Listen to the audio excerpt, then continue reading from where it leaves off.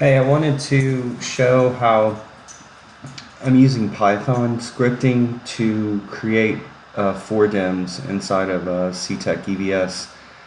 Um,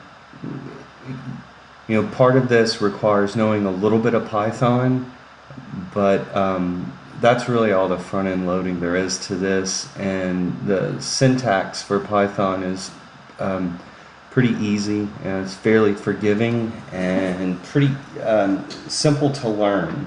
Okay. There's a lot of different sources for learning Python. Here's one that I've visited before. There's a lot out there, Coursera and other options. That said, um, there's actually a built-in Python IDE within the software, and getting at the syntax for this is really fairly simple. If you have your application open, you can right-click on any one of these things, any one of these modules, little parameters, and toggle them to get the value. And it's really just a matter of you can just copy it and paste it directly like that into the scripting window, which allows you to alter some things. Now, I understand that this is like 70 something lines of code. I want to point out one really obvious thing though. The majority of the lines in this code are simply toggling things on and off. That's literally, like I just showed you, you copy the syntax, you put it in the viewer, and you can, it's just setting it from false to true to get at different things you want. That's the majority of the code. The real sort of heavy lifting of the code, what I'm going to show, is basically slicing. And again, the parameters for slicing any given thing are inside of the module, and the slice type you want, you just copy the syntax from here.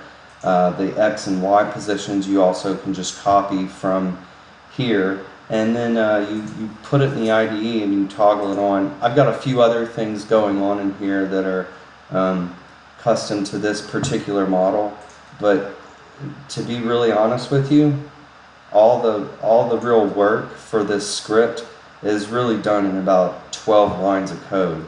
So let's go ahead and run this thing, and I'll show you what it does. So you click the run button here, and you can see that inside of here it's going through the iterations of what I've instructed it to do. This particular model is subsetting different regions of a model. It's showing the whole thing, and then it's doing a progressive X, or easting slice, and a northing slice. After each slice it does, it records a for-dem slide, goes on to the next one, and then goes from there. The whole thing takes about a minute to run. Okay, so it took about a minute and 20 seconds or so to run the model, and you can see what I do at the end of the model is I have it set the states of the model back to where it was when we started.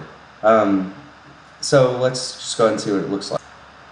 Okay, so here's the finished product, the for-dem product. The first slide we cut was basically the entire site. The next one, all that we did was to set the opacity to 50%, so you can kind of see better through the imagery. Toggle the imagery off to see the entire geology of the site. This is an unfinished model, so we don't have good coverage for everything in between. But again, this is proof of concept here. And then the next slide is just, okay, here's sort of the borings for the lithology. And then the thing, it just advances through. For every slice we did, for every section we did, rather, we have a slice easting, slice northing, and really it's going to go through the entire model, and just it'll do every section, and then that's it. And really the reason this is so extremely helpful for us is because if you produce a model, project team comes back, they've either incorporated new data into the model, or they want some slightly different views as far as slicing is concerned. This is a way to really reproduce a 4-dim that you otherwise have to do manually, which if anybody's done them, they can take a little while to toggle the right stuff on and off, record the slide, turn it back off, turn some other stuff on. So if you're curious about this and you want to learn more, let me know. I'll be happy to talk to you about it. Thanks.